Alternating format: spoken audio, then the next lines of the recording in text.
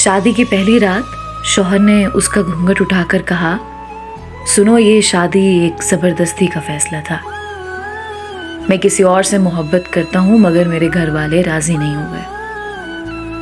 मेरे अब्बा को दिल की तकलीफ थी, इसलिए उनके आगे लड़ ना सका मैं। मेरे यहाँ एक मजबूरी थी, शायद मैं तुम्हें ज़िंदगी में वो प्यार ना दे सकूँगा जिसके तुम हकदार हो। ये कहकर वो उठा और दूसरे कमरे में चला गया। वो लड़की गुमसुम बैठी खाली कमरा देख रही थी। दिल में आया कि वो भी चीख चीख कर बोल दे, एक तुम ही क्या, मैं भी किसी को दिलो जान से चाहती हूँ।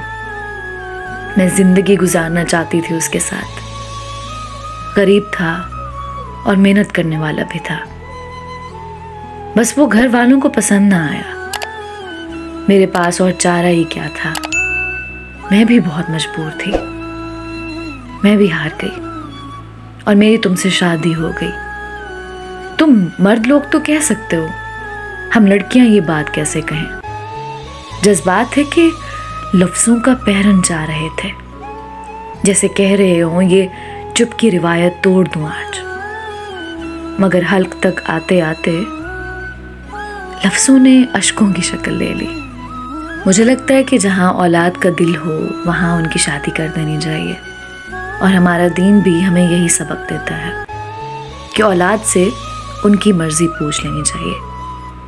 बाद में पछताने से बेहतर है कि इंसान औलाद की खुशी को देख ले।